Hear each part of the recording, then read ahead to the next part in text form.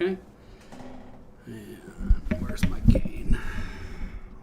Way too high. Okay.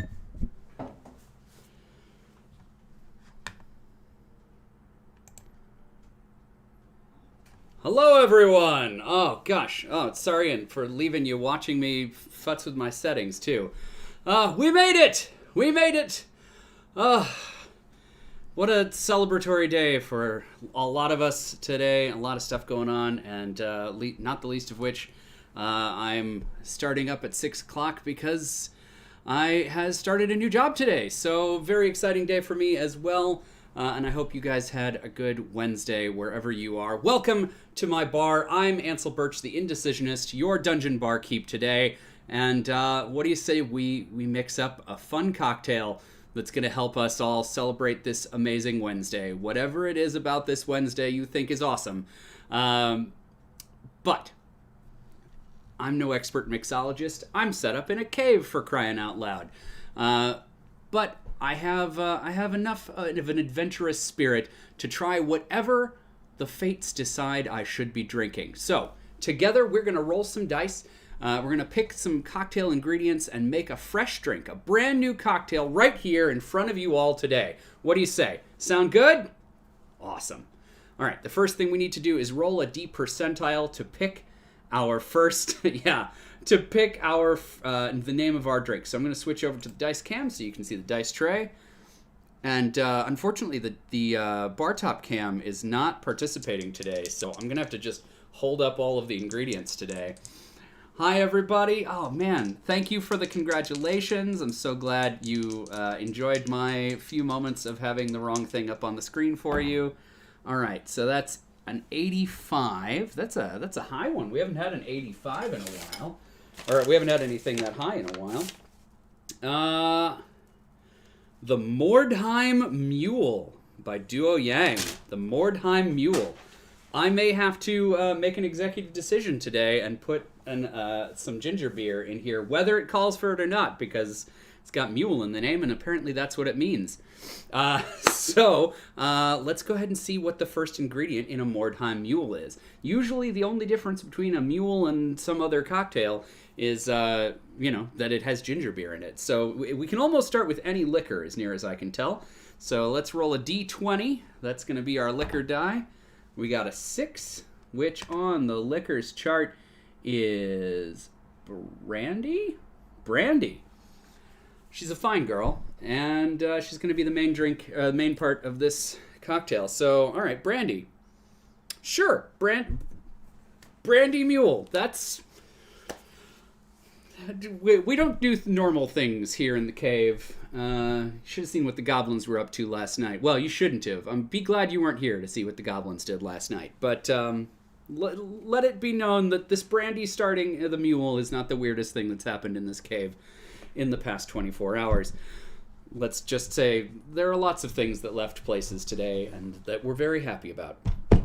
So we're going to move on to a D12. The D12 is going to pick our bar term of the day. Now, I've mentioned before that I'm thinking about changing up the order of this show, so if you have thoughts about that, feel free to toss them in the chat. And there's more information about that that I'm going to drop in the doobly-doo for those of you who are watching later. But yeah, here's our D12. That's a 6 on the bar terms chart. We're doing all 6s today, apparently. Flame! Everybody's favorite, and I am excited to tell you, friends, that I have leveled up my flame game. That's right. The flames are going to get just a little bit more photogenic, hopefully, going forward. I've got a new trick up my sleeve, so we're going to flame this beverage tonight. Yeah, that's what's going to happen. All right, we're going to move on to a D8 for mixers. So here's our D8. Brandy and ginger does sound pretty good, actually. Yeah, so let's switch back to the dice cam. 5. All right, we finally broke out of our 6 trend for lemon juice. Lemon juice. All right, lemon and brandy. All right, lemon and brandy. It is going to be lit. That'll also give me something to set on fire, so that's exciting. Okay, so we had lemon and brandy, and we're going to set it on fire. That's what we got so far. We're going to move on to a D6. The D6 is going to tell us what our garnish is going to be. That's another 5. Okay, we're on a 5s and 6s train now. I love trends. Can you tell? I'm just going to keep trying to hope that there's a trend. I bet if you add them all up, it's a mystic number or something. So 5 on the garnish chart is Bittercube bitters. We get a fair amount of use out of the Bittercube bitters. These are from Bolivar Bitters Company. I don't even know if they sell these anymore. Had them for a long time, and I love them, so I've been very sparing with them. And I've recently learned that you can make your own bitters. So if Julie is on, there's somebody making bitters that's offered to give me a bottle of homemade bitters. I'm very excited about that. That's really cool. So that's a thing. Oh yay! People are recognizing each other in the chat. All right, the last thing we have to do is our D4 for method. So that's going to pick how I'm going to prepare this drink, and that's a 1. A 1 on the method chart is shaken. Everybody's favorite. Nice classic shaken. Can't go too wrong, unless, of course, you don't want your beverage to be super mixed or diluted or whatever, but we're going to shake this stuff. That should go fine. Yeah.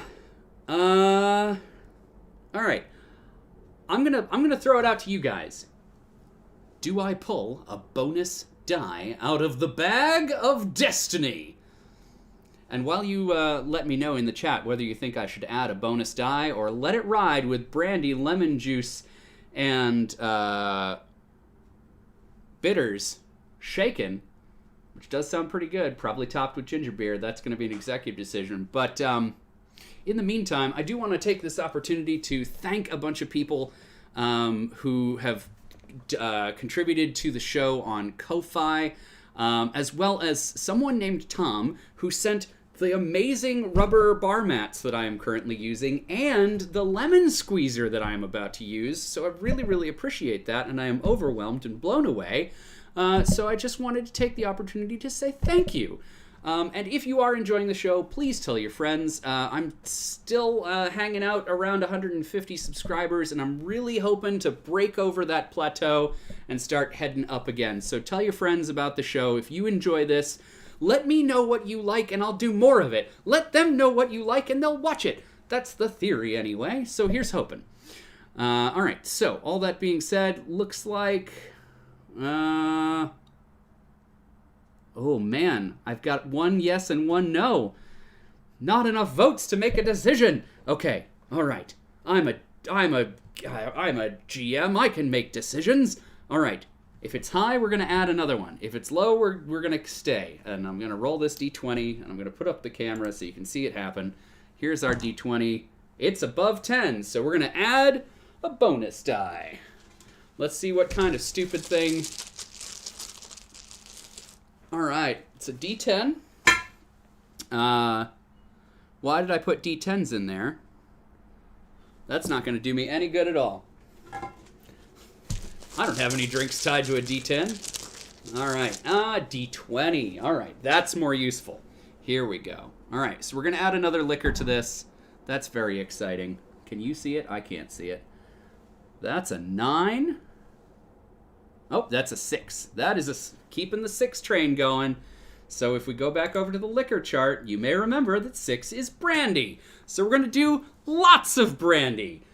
Yeah! Okay, so let's cut back to the neutral cam so you can watch this happen as close as possible. All right, so we're going to do just way too much brandy. That's how we're going to do this. All right, so... This is a 2-ounce pour. That's pretty standard. Making this a 4-ounce pour. Maybe I'm making a batch. Maybe that's what's happening. All right, then we're going to do lemon juice. So I've got a lemon here, which of course plays really well with the cave. The magic portal behind me does not like citrus fruit for whatever reason. All right, so let's slice that in half. All right, so we got our lemon.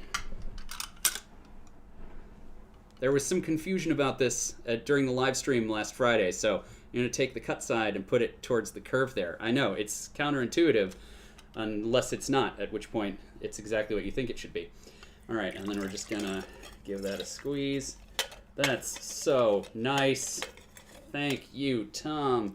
God, what a convenience it is to have the right tool. All right, and I'm going to juice the whole lemon because there's 4 ounces of brandy in here. All right. Oh, it could have been different brandies. If I'd had more than one kind of brandy, I could have done more than one kind of brandy. All right. Okay, so there are our lemons all juiced up and some bitters. Let's see how this goes. This could be amazing. Who knows? I know I've got a couple Wisconsinites on the stream tonight. What do you think? Brandy and lemon? This is like halfway to a hot toddy. It's just going to be a cold toddy because I am going to put a few d6 of cold damage in there. And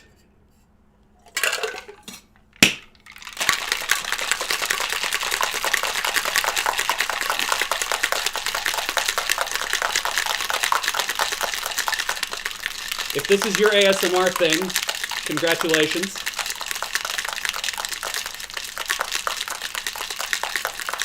All right. Now, this does make sense in a bar sense. I was told recently that you want to use the shaker when you're bringing citrus into the mix because that is going to be something to like open up the flavor of the citrus. So this is something that would make sense to shake on purpose intentionally. All right, Kate Booth says orange with brandy. That makes sense. Okay, so here we go.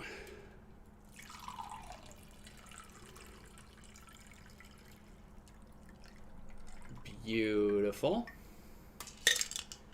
All right. A lot of my drinks come out that color. Wish I could tell you why, but I don't know.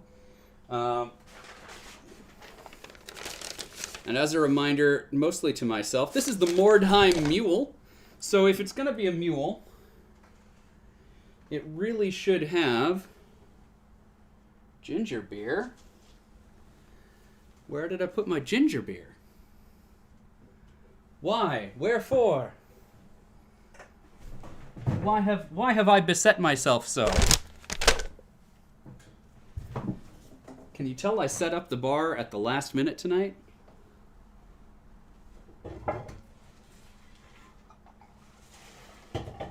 All right, well, I'm going to have to commit a cardinal sin and substitute ginger ale for ginger beer. I recognize it's not as good, but I don't want to keep you guys waiting. So here we go. Oh, I'm not putting anything under the big stalactite after what the goblins did last night. Ugh. If there's food under there, it's staying. Okay, so now, the trick to a good garnish, especially if you're doing your barkeeping in a dungeon, is fire, of course. You gotta have that flash, that little extra something something. Oh no, my lemon boat flipped over.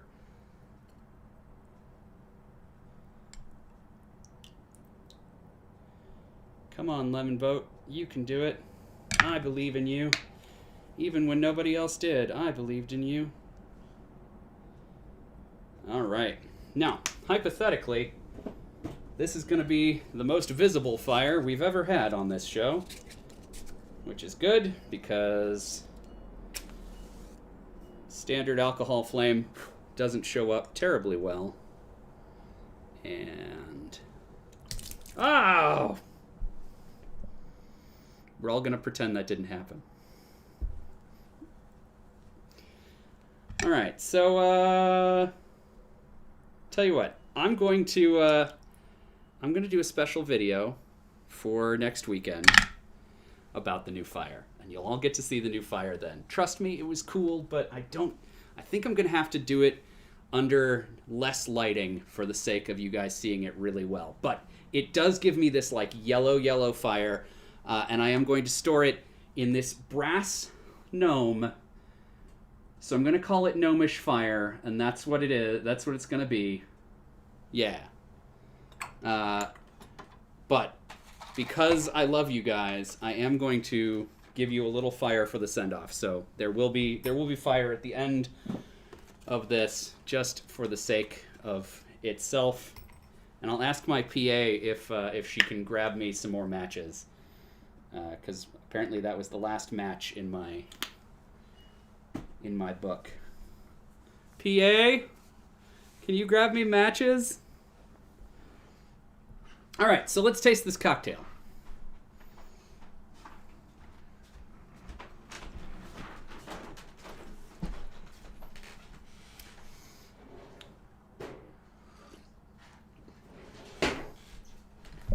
Thank you, hand off screen.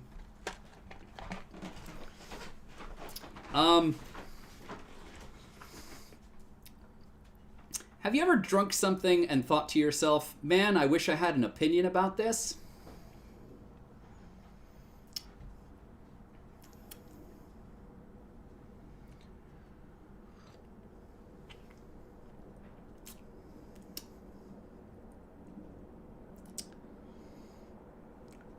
It tastes like the color it is, I'll say that for it. The lemon juice is there, but it's cut. It's not as sour as lemon juice usually is, so that's something. The brandy is there, but it's not as sweet or brandy-y or flavorful as it usually is, so that's something if you don't like brandy. If you don't like brandy and you don't like lemon juice, but they're the only things you have, this is the non-offensive way to consume both of them, I guess. The ginger ale is lost entirely. Mordheim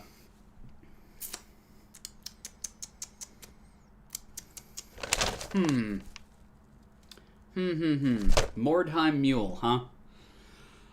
Well, Mordheim, I don't think we'll be adventuring to your realm for the sake of beverages anytime soon. But, I mean, it looks like something that people in Mordheim might drink. You know, it's vaguely Viking-y colored, I guess, and slightly fizzy, and there's ginger in it. That's good for you, right? That's good for you. I don't have anything good to say about this one.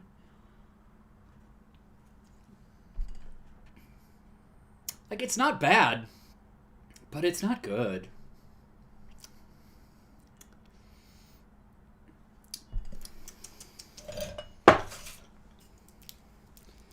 The temptation to mess with it is here.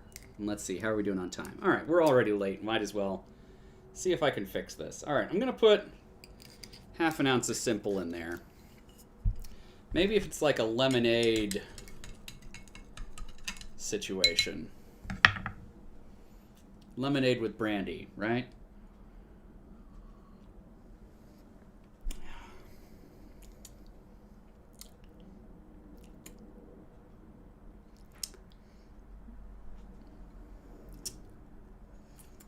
Nope. Nope. Nope. Well, friends, I said I was brave enough to try whatever I made and whatever the fates gave me, and, here it is, the Mordheim Mule. For all those times when you don't want to taste the things you have, but they're the only things you have. The Mordheim Mule. So, like, comment, and subscribe, all the things YouTubers tell you to do. Like I said, I'm trying to get to 500 subscribers, at which point I will add Malort to the rail. This weekend is TTRPG Pickup Con, so sign up now if you would like to play some games with us. There are still a couple spots left. Here's our fire. So yeah, there are still spaces left to play games at TTRPG Pickup Con. Link is in the doobly-doo. And next week on Friday is the Starlight Radio Dreams January live stream. check that out. It's going to be a real good time. We just recorded the main bits, and they are freaking hilarious. We've got some music from Sam Locke. We'll be visited by the voices of some friends, including Kim Fukawa and Julia, whose last name I have unfortunately just forgotten, but will be in the doobly-doo because I feel bad about it. And let's see what else. I think that's it. Drink adventurously, friends. See you next week. I'll keep you updated on when the schedule changes to, and hopefully I'll see you all out there in game space. Now I'm